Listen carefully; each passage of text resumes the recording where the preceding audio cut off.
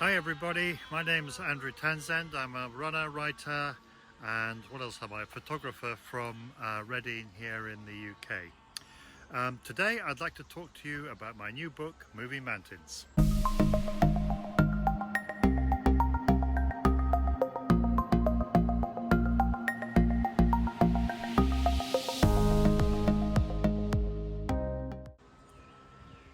Moving Mountains is a book that I wrote to recount the story of my amazing trip when I ran from the Atlantic to the Mediterranean across northern Spain, in fact across the Spanish Pyrenees. I started on the west coast in the Atlantic and ended up in the Mediterranean. Well, not in the Mediterranean, near the Mediterranean, although I did go in. Anyway, I digress. What I thought I'd do is, because the book is published as paperback and on Kindle, with paperback it's very expensive to put pictures together. So what I've done is I'm going to do this YouTube with some video and pictures in the background, so to try and give you a flavour of the trip and to just talk through some of the chapters so you know what to expect. Now, like all workmen, I blame my tools when things go wrong, so it's important to note that the pictures here were taken with a really small old iPhone, so they're not great quality, but I hope they give you a really good flavour of what the trip was like. Yeah, I met some amazing people on the trip, and it was I saw some fantastic places, and I came back a very different person to how I started. So I've been rather put off by the people walking past. I'm kind of single channel, and now I've got the plane buzzing as well, which is anyway. Let's see, a very good exercise for me and for you in perseverance. You need to be patient. So yeah, without further ado, let me talk about the trip. I have to go back a few years. I mean, I did this to celebrate my 60th birthday. Wow, I can hear you saying you can't be 60, 70, 80, 90. But no, I did it to celebrate my 60th. But my story started before that, when I was in my mid-50s, when I was clinically obese and I walked with a stick, and I talk about that story elsewhere. But I changed my life, and this was really a culmination of a lot of running adventures. I'd done 8 marathons in 8 countries in 8 days, driving myself between each one. That was a world first.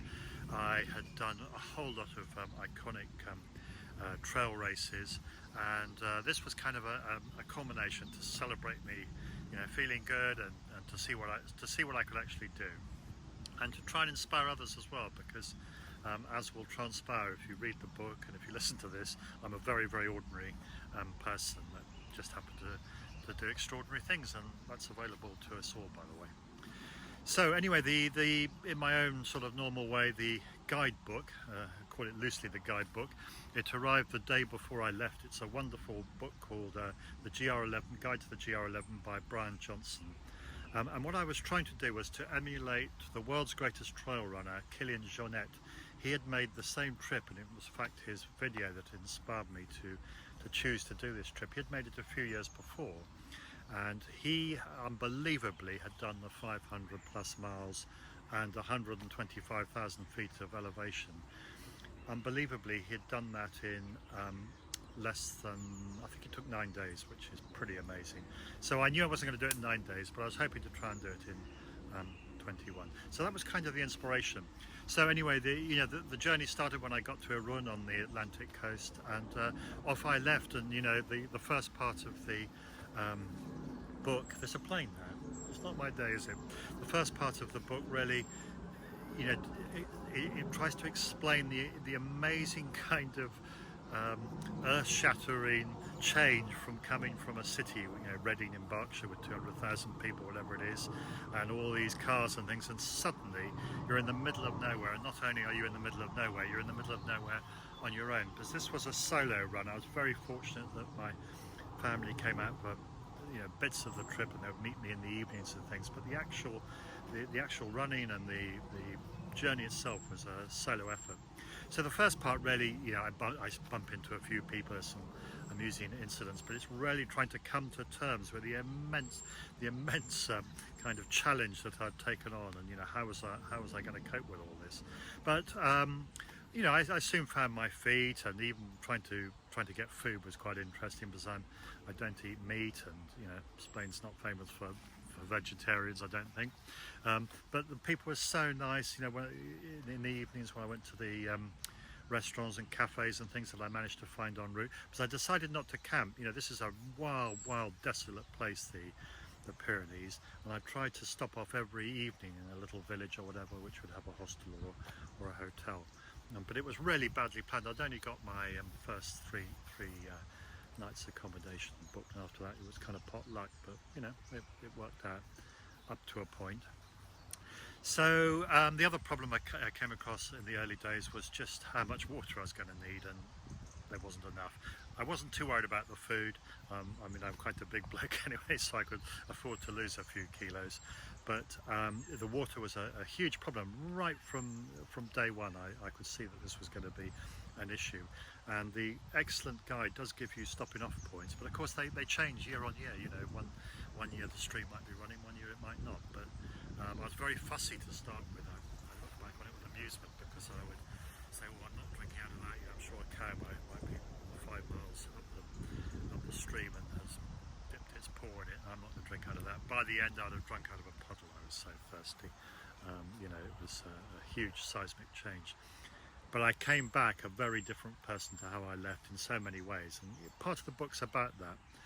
The book's not just, you know, got up, ran 25 miles, felt tired, went to sleep, aren't I wonderful?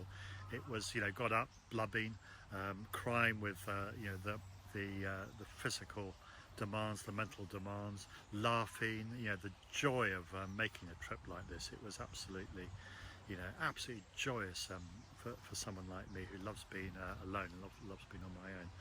So anyway, the journey unfolded. I left Elizondo, and then I was really into Navarre and the you know, the trip proper, right in the Pyrenees by now. And Elizondo, I found out later, has got all kinds of tales about you know, witchcraft and things that go on there. But it was a lovely village, and it was so friendly, and you know, I was sad to leave there. But it, you know, I was trying to do like a marathon every day, although I didn't manage 21 days. It was actually 27 days, I think. But I thought that's okay. You know, it was an Everest a week, and you know, running 125 miles or something a week. So it was, you know, it was hard enough. So I just before I got to Andorra, I met my brother and sister-in-law. I'm sorry, I keep on looking up because there's some sap that's coming from a tree. Well, I hope it's sap, and it's falling on me, and I'm kind of agitated with lots of things, lots of noises going on. Which is why I find it so hard to make a video like this, because I want to look over there and I want to look up there, and I'm trying to channel in on this. Anyway, I digress, so come on, back to the point. Yeah, so I met my brother and sister-in-law, which was absolutely great, because you know, it was so nice to have a bit of support in the evening. I didn't have to carry my really heavy rucksack, which weighed, you know, 7.5 kilos. Trying to run with an extra 7.5 kilos is, you know, up these slopes is quite enough. But you know, I made that, and I got very lost a couple of times. I mean, once dangerously lost when it was coming up to nightfall, and it was, yeah, pretty hairy. It would have been you know, a difficult night on the mountain, but I somehow found my way back. You know, all roads lead down to the valley, and so that was okay. And then I waved goodbye to my brother and sister-in-law, and I headed off down the valley, because the snow was lying very low that year, and it would have been, yeah, madness to try and go up onto the Pyrenees route. So I went down in the valley and then up again, and you know, more adventures, lots of more getting lost, you know, starvation, dehydration, ants nests. And at one point I really thought, this is beyond me, I've got to give up. And you know, it's quite an amusing incident on why I didn't give up. And then the bête noire of the whole trip to me was trying to get into Andorra. I mean, it was, you know, I was advised by pretty well everyone I met, you know, don't go into Andorra with wearing a skimpy t-shirt and, you know, your shorts and rotting shoes, because you know, you need to have the proper gear. But of course I didn't take any notice of that full-heartedly. I'm not recommending you do that. And I got into Andorra, and you know, amazing kind of adventure getting into Andorra, and indeed running down the other side. There's a race I had with some hikers and things, and you know, that was fun. And then I met my sister well past Andorra, towards the end of the trip, I met my sister, who's Kristen the Navigator, in the trip, because she has a truly awful sense of direction. That she's a real intrepid person. You know, she climbed Kilimanjaro, as is my brother, and she's a real adventurer. And by now the trip was, it was getting really hot. It was well into high 20s. I love the heat because I was born in Africa, which is so I'm used to the heat, and it was okay for me. But very, very hot, and I had some real adventures with my sister, trying to meet up in the evenings. Both of us with a pretty appalling sense of direction. And then there's a lovely story about the run-in with the prostitutes in Junqueras. You'll have to buy the book to get to hear that one. That's not the small ears, but that was quite amusing, and special manoeuvres and everything else. And then finally, on the 27th day, I went across the sort of volcanic rock at Cap de Cruz Lighthouse, and I fell into the Mediterranean. That was the end of my trip. It's a fun book, it's an uplifting book. It's not me. It's well, it is me, but it's not kind of me. It's a good book. It's fun. It's not Ulysses. It's not James Joyce, but I think it's a very uplifting read, and I really hope that you enjoy it and tell other people about it. And I really hope that you've enjoyed the pictures too. There's lots more stuff. I'll put everything in the notes below, but there's lots more stuff about my adventures, because the following year I ran across Italy, which was a different trip but quite amusing. I've run down the Camino De Santiago. Camino De Santiago, St James Way.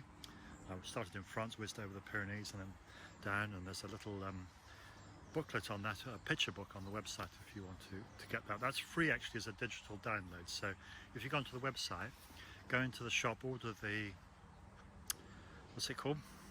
Spanish Steps. The digital version, it's free. If you just put NHS in the checkout, it's completely free, and it's like a happy book, nice book, lots of pictures, tall tales, that kind of thing.